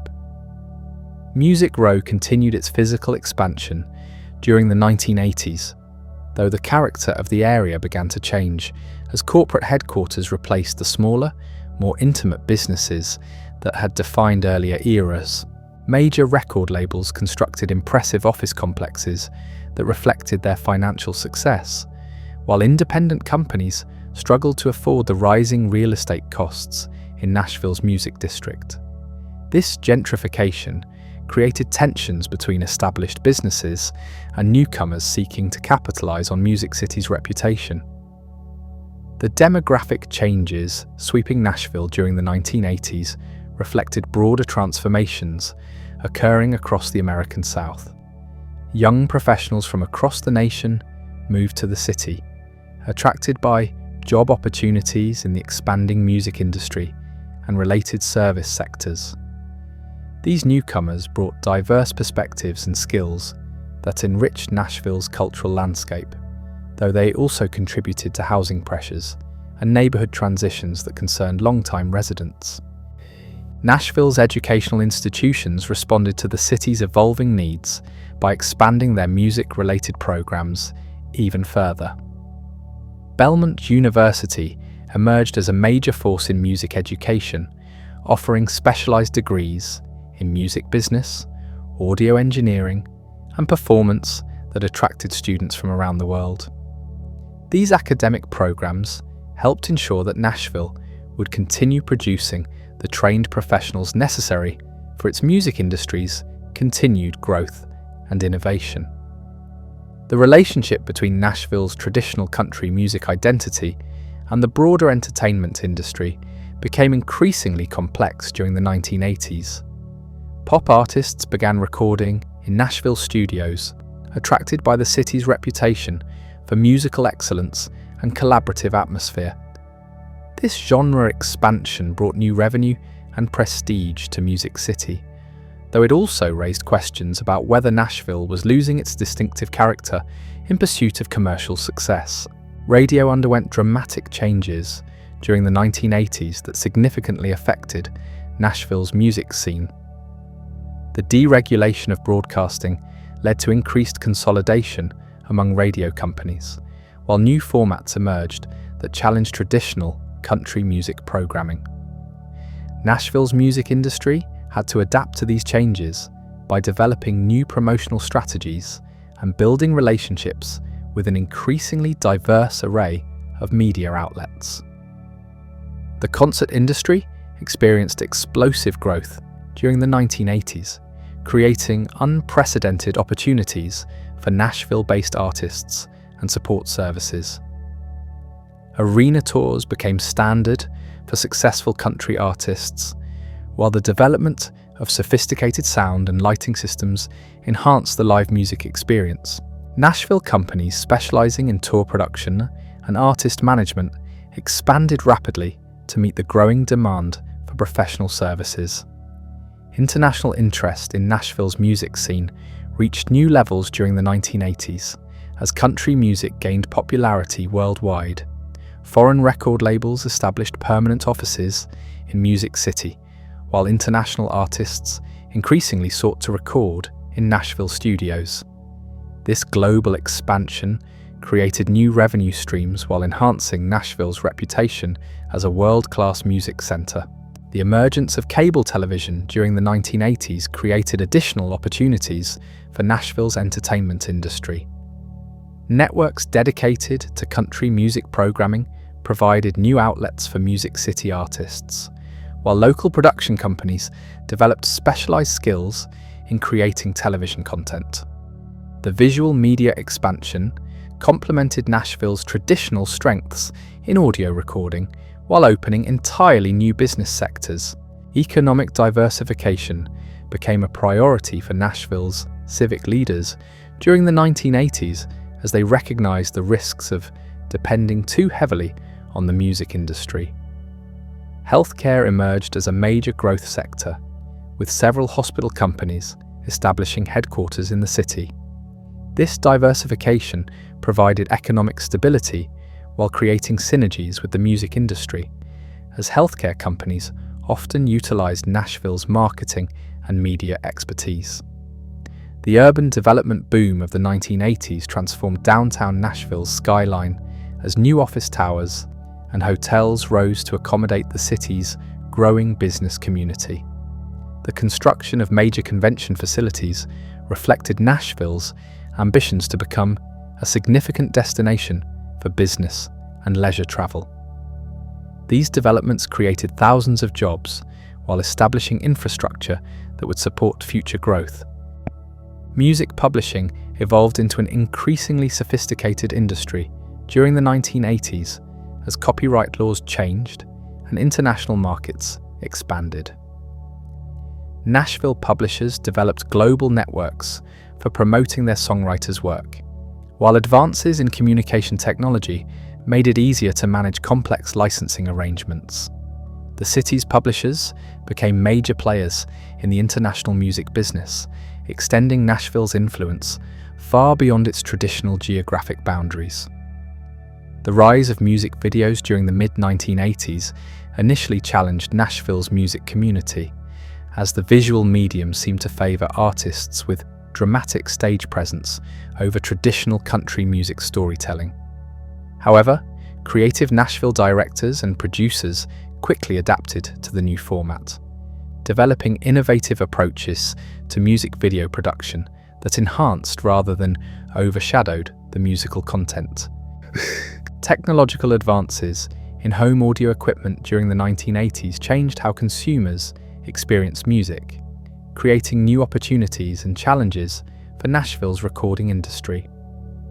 Compact discs offered superior sound quality that showcased the technical excellence of Nashville recordings, while portable devices allowed music fans to enjoy their favorite artists anywhere. The industry adapted its production techniques to take advantage of these technological improvements. The relationship between Nashville's music industry and local government became even more formalized during the 1980s as city officials recognized the sector's crucial economic importance. Special zoning districts were created to protect music-related businesses from incompatible development, while tax incentives encouraged companies to locate or expand their operations in Nashville. This public-private partnership strengthened Music City's competitive position in an increasingly global marketplace. Cultural tourism emerged as a major industry during the 1980s, as Nashville capitalized on its musical heritage to attract visitors from around the world. The development of music-themed attractions, museums, and tour programs created new revenue streams while celebrating the city's unique cultural assets. Tourism became so important that it began to influence urban planning decisions and historic preservation efforts throughout the city. The decade also witnessed significant changes in how Nashville's music industry addressed social and cultural issues. The civil rights legacy of previous decades continued to influence industry practices, though progress remained uneven across different sectors. Women gained increased opportunities in music production and business management, while minority artists achieved greater recognition, though significant barriers remained in place. Environmental awareness grew during the 1980s, affecting how Nashville's music industry approached development and operations. Noise ordinances became more sophisticated as residential neighborhoods sought protection from music venues and recording studios. The industry worked with city planners to develop solutions that balanced economic needs with quality of life concerns for all residents. The economic recession of the early 1980s tested Nashville's music industry resilience, though the sector proved remarkably stable compared to manufacturing and other industries.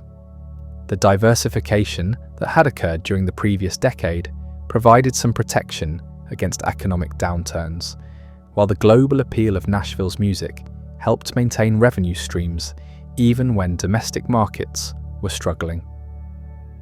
Youth culture continued to evolve during the 1980s, creating new challenges for Nashville's predominantly country music industry. The rise of alternative rock, new wave, and other genres that seemed incompatible with Nashville's traditional strengths required creative responses from Music City's entrepreneurs and artists. Some companies successfully expanded into new musical territories, while others remained focused on their country music roots. The development of sophisticated market research and demographic analysis during the 1980s allowed Nashville's music industry to better understand and respond to changing consumer preferences. Record labels invested heavily in market research, while radio stations used detailed audience data to refine their programming strategies. This data-driven approach helped Nashville companies make more informed business decisions in an increasingly competitive marketplace. Music journalism and criticism focused on Nashville became more sophisticated during the 1980s, with specialized publications providing detailed coverage of industry trends and artistic developments. Academic studies of Nashville's music scene emerged from universities across the country, while documentary filmmakers began exploring the city's cultural significance. This scholarly attention enhanced Nashville's reputation while providing valuable insights into the factors that contributed to Music City's success. The late 1980s brought new challenges as changing demographics and musical tastes forced Nashville's music industry to confront fundamental questions about its future direction. The rise of rap music and other urban genres seemed to threaten country music's market share, while generational changes in audience preferences required fresh approaches to artist development and marketing. International competition intensified during the late 1980s as other countries developed their own music industries and began competing for global market share. Nashville companies had to become more internationally savvy while maintaining their distinctive regional character.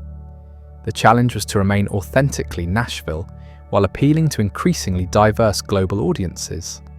The decade concluded with Nashville having successfully navigated another period of dramatic technological and cultural change. The music industry that had emerged from humble beginnings in the 1940s had evolved into a sophisticated, global enterprise capable of competing with any entertainment center in the world.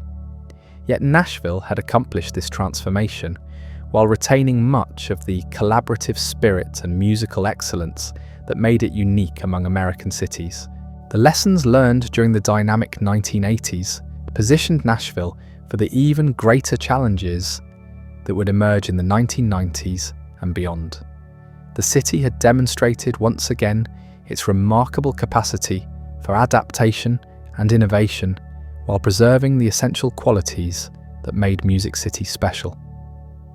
As the decade ended, Nashville stood ready to face whatever technological revolutions, cultural shifts, and global competition the future might bring. The infrastructure, talent, and business relationships established during the 1980s provided a solid foundation for continued growth and success.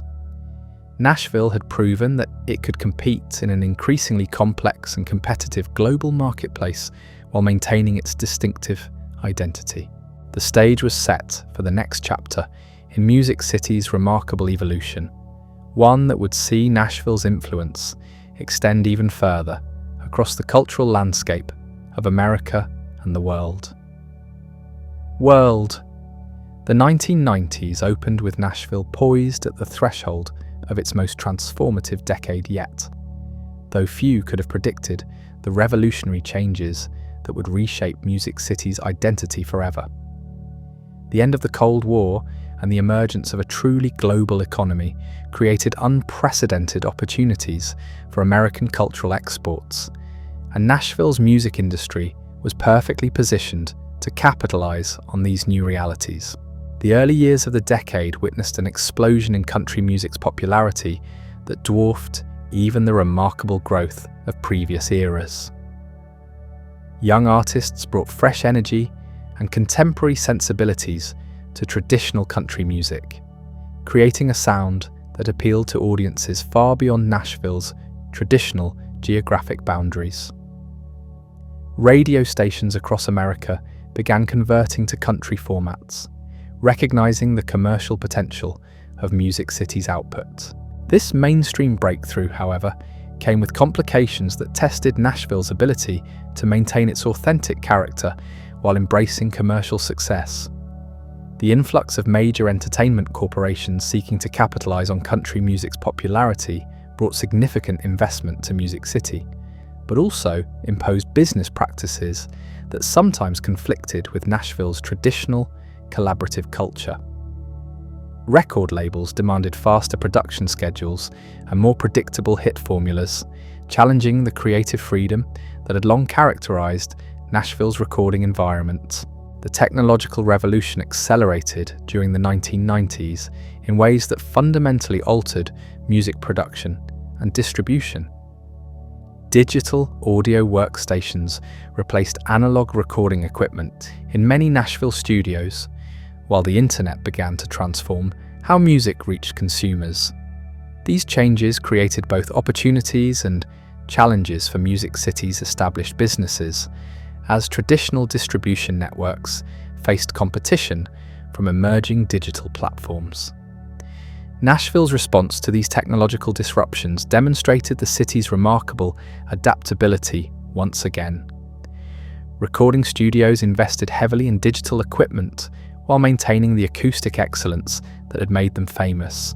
Music publishers developed new strategies for protecting intellectual property in the digital age, while artists experimented with innovative ways to connect directly with their audiences through online platforms.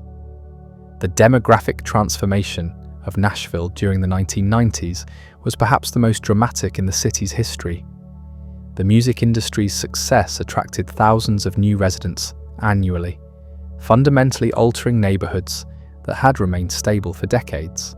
Housing costs escalated rapidly as demand outstripped supply, forcing many longtime residents to relocate to surrounding communities, while newcomers established themselves in previously affordable areas. Music Row expanded beyond its traditional boundaries, as real estate prices drove businesses to seek more affordable locations throughout the city. This geographic dispersal created new centers of music industry activity, while maintaining connections to the historic core that remained symbolically important to Nashville's identity. The challenge was preserving the collaborative atmosphere that had made Music City special, while accommodating the physical expansion necessitated by growth. Educational institutions in Nashville adapted to serve the city's evolving workforce needs by developing increasingly sophisticated programs in music business, audio engineering, and related fields. These academic initiatives attracted students from around the world, creating an international dimension to Nashville's educational landscape, while ensuring a steady supply of trained professionals for the expanding entertainment industry. The relationship between Nashville's music industry and other entertainment sectors became increasingly complex during the 1990s. Television production expanded significantly as networks recognized the commercial potential of music-based programming, while film companies began utilizing Nashville's production facilities and talent pool for projects beyond music videos. This diversification strengthened the city's entertainment infrastructure while reducing dependence on traditional recording industry revenue streams. Country music's crossover success during the 1990s created unprecedented opportunities for Nashville-based artists to reach mainstream pop audiences. However, this success also intensified debates about authenticity and artistic integrity that had been simmering beneath the surface of Music City's commercial triumph. Traditional country music fans sometimes felt alienated by the pop influences creeping into Nashville's sound, while industry professionals struggled to balance commercial demands with artistic credibility. The concert industry experienced revolutionary changes during the 1990s that significantly benefited Nashville's music community. Corporate sponsorship of tours increased dramatically, while sophisticated marketing campaigns helped country artists fill arenas and stadiums that had previously been reserved for rock and pop performers. Nashville companies specializing in tour production and artist management expanded rapidly to meet growing demand for professional services. International markets became increasingly important to Nashville's music industry during the 1990s as global communications networks made it easier to distribute American music worldwide. Country music gained popularity in unexpected regions, creating new revenue streams while challenging Nashville companies to understand diverse cultural contexts and consumer preferences. This global expansion required sophisticated marketing strategies and cultural sensitivity that pushed Music City's businesses to develop new competencies. Radio consolidation accelerated during the 1990s following further deregulation of the broadcasting industry.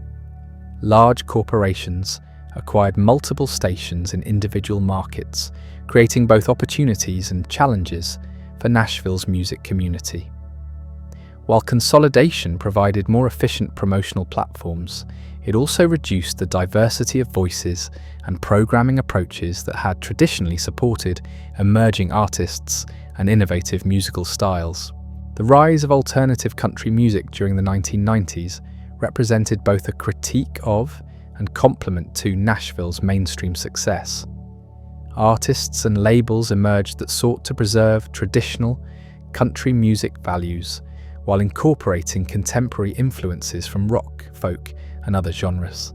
This movement created new niches within the broader country music market, while challenging Nashville's established industry to remain responsive to diverse artistic visions. Music publishing evolved into an even more sophisticated and globally oriented business during the 1990s. Nashville publishers developed international networks for promoting their catalogs, while advances in digital technology made it easier to track and collect royalties from worldwide sources. The city's publishers became major players in the global music business, extending Nashville's influence into markets that had previously been inaccessible. The development of music-themed tourism reached new heights during the 1990s, as Nashville capitalized on its growing fame to attract visitors from around the world. New attractions opened regularly, while existing venues expanded to accommodate increasing numbers of tourists seeking authentic Music City experiences. Tourism became so economically important that it began influencing urban development patterns throughout the metropolitan area. Retail music sales underwent fundamental changes during the 1990s as large chain stores replaced independent record shops in many markets. Nashville's music industry adapted to these new distribution realities by developing relationships with major retail chains while seeking alternative channels for reaching consumers. The challenge was maintaining personal connections with music fans while operating within increasingly corporate retail environments. The relationship between Nashville's music industry and local government became even more formalized during the 1990s as city officials recognized the sector's crucial role in the regional economy. Special development districts were created to support music-related businesses, while tax incentives encouraged companies to expand their Nashville operations. This public-private partnership approach helped Music City compete more effectively against other entertainment centers seeking to attract music industry investments. Cultural diversity within Nashville's music scene increased significantly during the 1990s as the city attracted artists and industry professionals from increasingly varied backgrounds. While country music remained the dominant genre, Nashville studios and venues began accommodating artists working in rock, pop, blues, and other musical styles.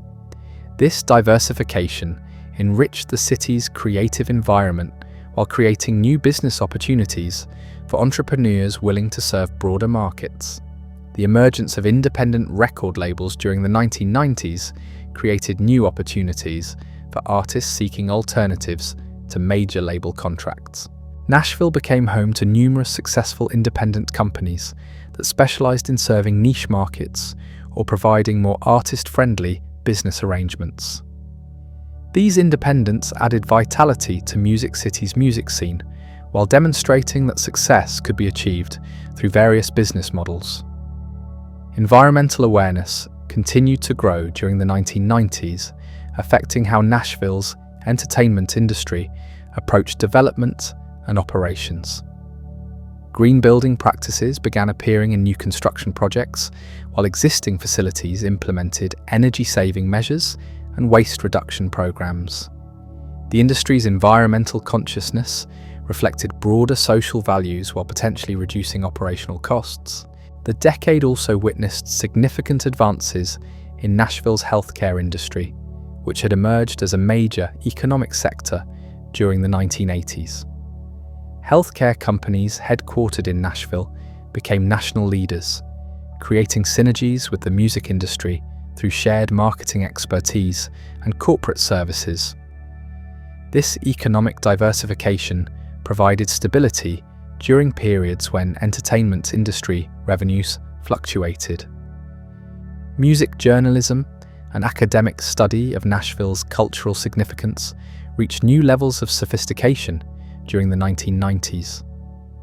University programs dedicated to studying popular music included Nashville as a major focus, while documentary filmmakers and authors explored various aspects of Music City's development and influence.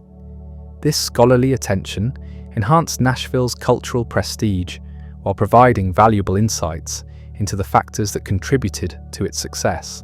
The late 1990s brought new challenges as the internet began to disrupt traditional music industry business models. File sharing and digital distribution threatened established revenue streams, while online communication platforms changed how artists connected with their audiences. Nashville's music community had to rapidly develop strategies for adapting to digital realities while protecting intellectual property rights and maintaining profitability. Youth culture continued to evolve in ways that challenged Nashville's predominantly country music focus. The rise of grunge, hip-hop, and electronic music created competition for audience attention, while changing demographics in Nashville itself brought new musical preferences to the local market. The city's music industry responded by diversifying its offerings while working to maintain country music's relevance to younger generations. The development of sophisticated market research and consumer analysis reached new levels during the 1990s, allowing Nashville's music industry to better understand and respond to rapidly changing preferences.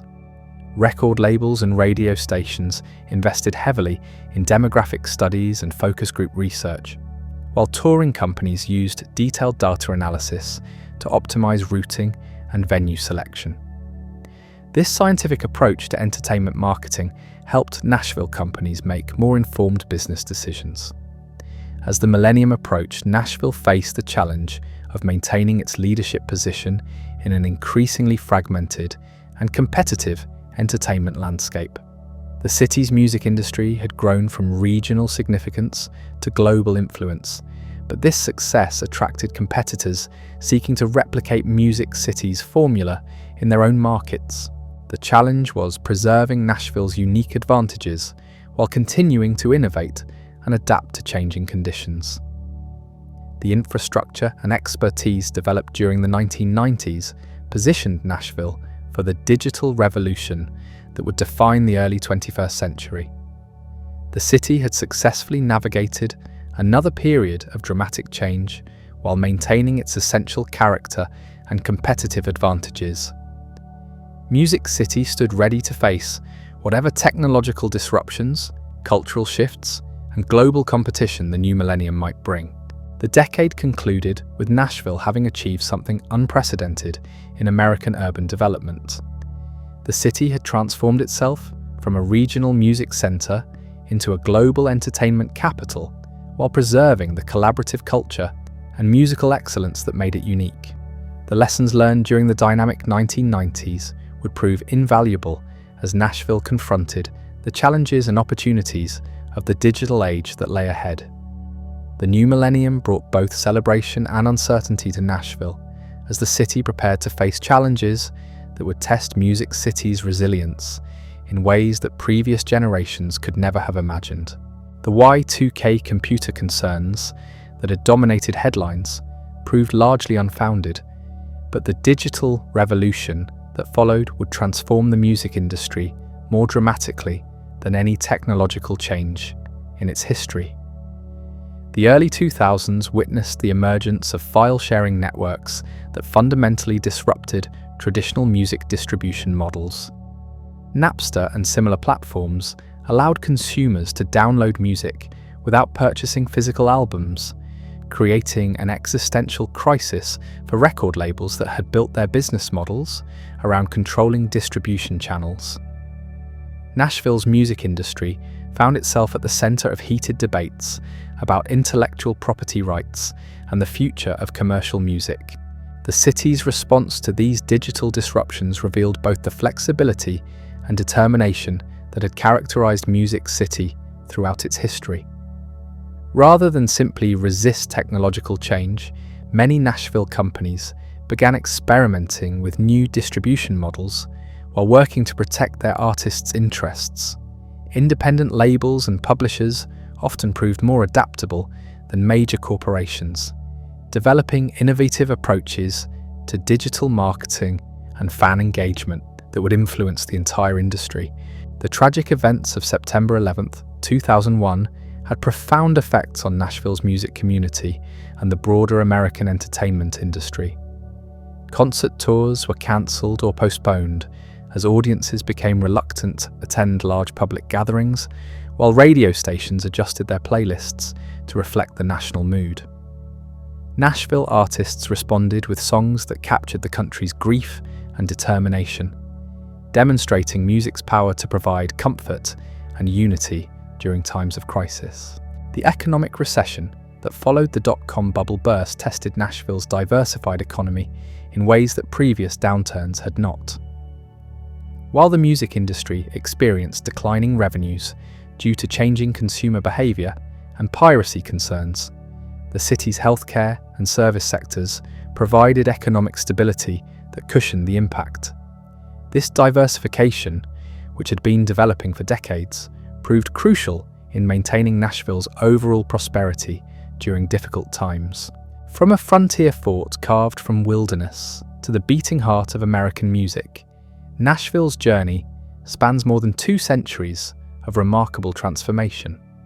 The city that began as Fort Nashborough has weathered wars, floods, economic upheaval, and technological revolution to emerge as something truly unique in the American urban landscape. Through it all, the same qualities that sustained those first hardy settlers continue to define Nashville today: resilience, adaptability, and an unwavering belief in the power of community and creativity to overcome any obstacle. Music City stands as proof that with vision, determination, and a willingness to embrace change while honoring the past, any city can write its own extraordinary story.